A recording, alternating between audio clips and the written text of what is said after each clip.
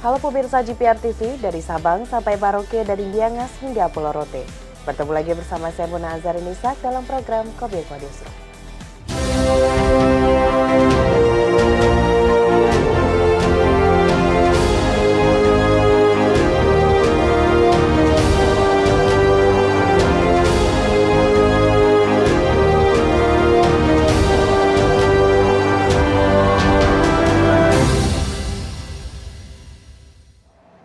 Pemirsa, kita ke informasi pertama. Sebagai upaya pengawasan dan pencegahan tingkat pidana korupsi, pemerintah akan memperkuat sistem SPBE.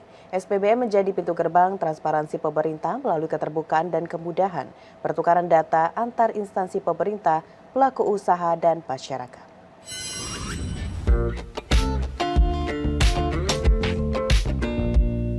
Presiden Joko Widodo menggelar rapat dengan sejumlah menteri untuk membahas turunnya indeks persepsi korupsi tahun 2022.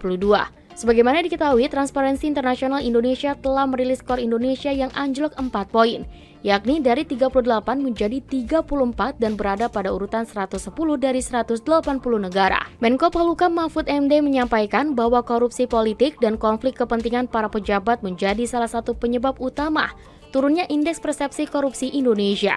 Faktor lain, terdapat 8 lembaga SIGI yang digunakan Transparansi Internasional Indonesia untuk mengukur angka indeks persepsi korupsi di Indonesia, di mana menurut Mahfud hasil tersebut merupakan persepsi. Untuk itu, pihaknya pun akan melakukan langkah-langkah konkret dan dalam waktu dekat akan kembali melaporkannya kepada Presiden.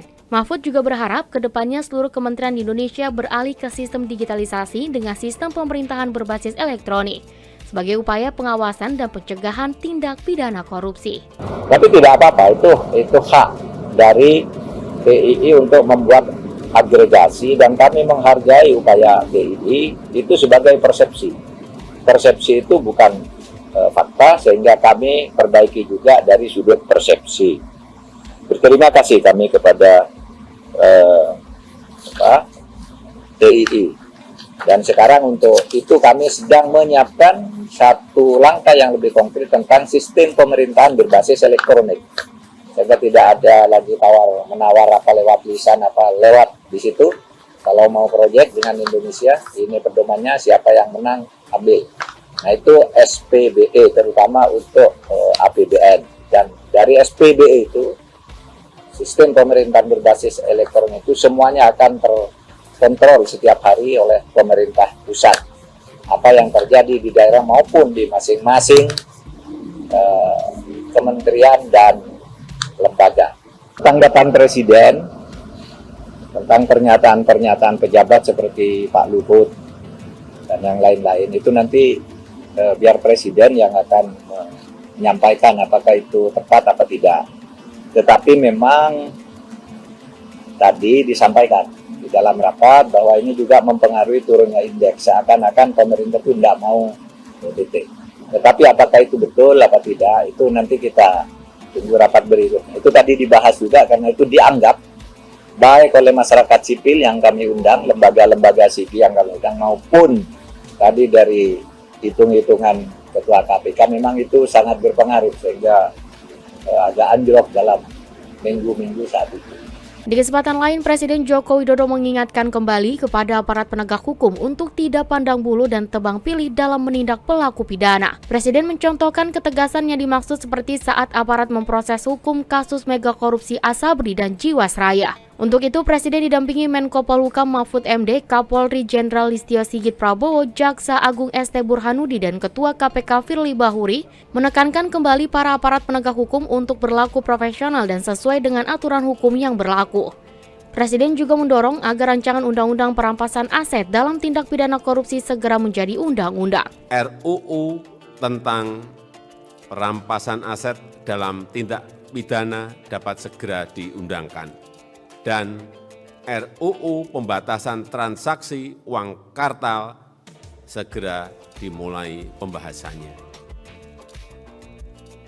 Dalam konteks hubungan antar negara, Keketuaan Indonesia dalam G20 telah menyepakati bahwa agenda prioritas dalam pemberantasan korupsi akan terus dilakukan. dan sebagai Ketua ASEAN, Indonesia akan menguatkan komitmen pemberantasan korupsi dan penegakan hukum di kawasan.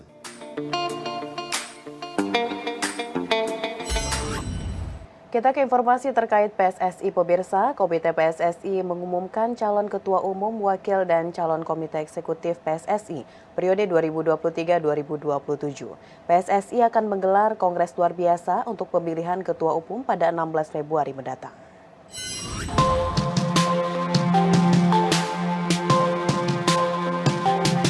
Komite Banding dan Pemilihan Persatuan Sepak Bola seluruh Indonesia mengumumkan daftar nama calon ketua umum, wakil ketua umum, dan calon komite eksekutif tetap periode 2023 hingga 2027 mendatang, yakni di GBK Arena Senayan pada Senin 6 Februari 2023. Nama kelima calon ketua umum tersebut diantaranya Lanyala Mataliti, Arif Putra Wicaksono, Doni Setiabudi, Erick Thohir, dan Farijemi Francis. Pengumuman nama para calon tersebut merupakan tahapan yang harus dilakukan menjelang Kongres Luar Biasa PSSI, yakni pada tanggal 16 Februari 2023, dengan menetapkan 5 calon ketua umum, 16 calon wakil ketua umum, dan 55 calon anggota komite eksekutif.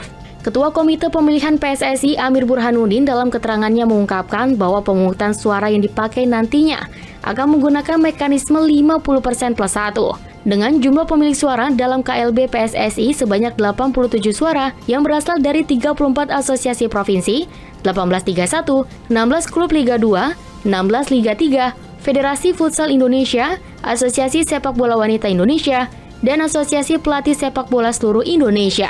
Lebih lanjut, Amir juga menyampaikan ucapan terima kasihnya karena KBP telah bekerja secara intensif melakukan verifikasi secara transparan yang diharapkan mampu membawa masa depan sepak bola Indonesia agar lebih baik lagi. Mekanisme pemilihannya sama, ketua dipilih sendiri, wakil ketua dipilih sendiri, dan anggota komite eksekutif dipilih sendiri. Untuk dinyatakan terpilih, mereka harus mendapatkan suara 50% plus 1 dari yang hadir. Kalau 87 nanti hadir semua, maka 50% plus 1-nya sekitar 45 suara. Pemirsa, kita ke informasi lainnya. Dalam meningkatkan kunjungan wisatawan mancanegara ke Indonesia, Menparekraf mendorong para pelaku parekraf menciptakan paket-paket wisata yang lebih inovatif dan menambah penerbangan langsung. Hal ini disampaikan Menparekraf Sandiaga Uno dalam The Weekly Brief secara daring di Jakarta. Menteri Pariwisata dan Ekonomi Kreatif Sandiaga Uno melihat peluang emas wisatawan mancanegara seperti China, Rusia, dan India untuk datang berlibur dan berbelanja di Indonesia. Hal itu diungkapkan Menparekraf dalam ASEAN Tourism Forum 2023 yang berlangsung di Yogyakarta pada 2-5 Februari lalu. ASEAN disebut Menteri Sandiaga sebagai tujuan utama para wisman Cina berlibur, sehingga Indonesia perlu memanfaatkan peluang ini dengan baik dan terus berbenah diri sambut kedatangan turis wisman. Indonesia menjadi salah satu negara percontohan dan Asia Tenggara pada saat ATF kemarin disebutkan sebagai tujuan utama, top of mind dari para wisatawan China yang mulai Februari ini akan mulai bisa kembali berpergian.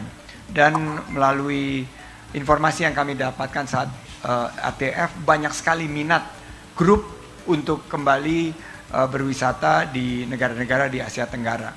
Jadi kami merancang penerimaan dari wisatawan dari Tiongkok ini dengan bukan hanya menggelar karpet merah, tapi kita juga memastikan mereka tinggal lebih lama dan belanjanya lebih banyak di ekonomi lokal kita. Kita ingin juga menggandeng para pelaku industri pariwisata dan ekonomi kreatif untuk menciptakan paket-paket baru yang lebih inovatif, sehingga dari sisi kualitas dan sustainabilitasnya ini meningkat dari wisatawan Tiongkok. Selain wisman China, Menparekraf juga menaruh perhatian pada turis potensial seperti India dan Rusia yang memiliki ketertarikan tinggi akan pariwisata Indonesia. Menanggapi hal ini, Menparekraf akan berkoordinasi dengan Kementerian Perhubungan untuk menghadirkan penerbangan langsung, baik dari China, India, dan juga Rusia. Penerbangan langsung menjadi kendala utama, pasalnya jumlah penerbangan langsung dari 3 negara tersebut masih terbatas. Penerbangan langsung dari 3 negara tersebut diyakini Menparekraf mampu mendorong target Wisman 2023 sebesar 3,4 sampai 7,4 juta wisatawan. Kami membayangkan bagaimana kalau ada penerbangan langsung. Jadi India ini kami akan langsung berkoordinasi dengan Kementerian Perhubungan. Mereka juga sangat ingin untuk memulai penerbangan langsung ke Indonesia, kita harus siap. Pemirsa, sebagai upaya percepatan layanan persetujuan lingkungan di Indonesia, Kementerian LHK luncurkan Sistem Informasi Dokumen Lingkungan Hidup AMDALNet. Terobosan inovasi ini menjadi revolusi prosedural bagi transformasi digital lingkungan di Indonesia. Kementerian Lingkungan Hidup dan Kehutanan resmi meluncurkan Sistem Informasi Dokumen Lingkungan Hidup AMDALNet. Aplikasi ini merupakan sistem teknologi informasi untuk mendukung operasi dan manajemen lingkungan hidup yang terintegrasi secara elektronik sebagai upaya KLHK dalam mempermudah proses persetujuan lingkungan. Hasil survei KLHK, persetujuan lingkungan selama ini dipandang kurang efektif dan kurang efisien. Lamanya proses penilaian dan pemeriksaan lingkungan, kurang seimbangnya SDM, serta kurang terbukanya informasi publik menjadi alasan KLHK meluncurkan aplikasi AMDALNet yang dapat diakses kapanpun dan dimanapun. Selain itu, AMDALNet juga bertujuan untuk memberikan kemudahan berusaha yang sejalan dengan amanat Presiden Joko Widodo dalam memberikan kemudahan dan penyederhanaan perizinan berusaha tanpa melupakan esensi pembangunan yang berwawasan lingkungan dan untuk tujuan kesejahteraan masyarakat. AMDALNet juga dirancang dalam mendukung Undang-Undang Nomor 11 Tahun 2020 tentang Cipta Kerja dan Peraturan Pemerintah RI Nomor 22 Tahun 2021 tentang penyelenggaraan perlindungan dan pengelolaan lingkungan hidup, serta Undang-Undang Nomor 14 Tahun 2008 tentang keterbukaan informasi publik. Untuk mendapatkan kemudahan pengurusan persetujuan lingkungan melalui AMDALNet, masyarakat dapat mengunjungi website amdalnet.menlhk.go.id.